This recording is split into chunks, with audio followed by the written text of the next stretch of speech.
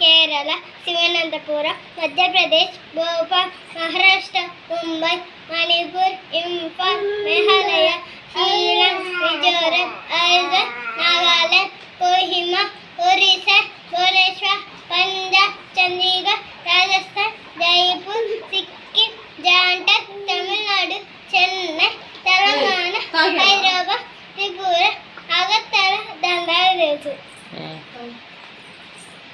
అదే అగర్తల అక్కడ దాకా తెలుసా?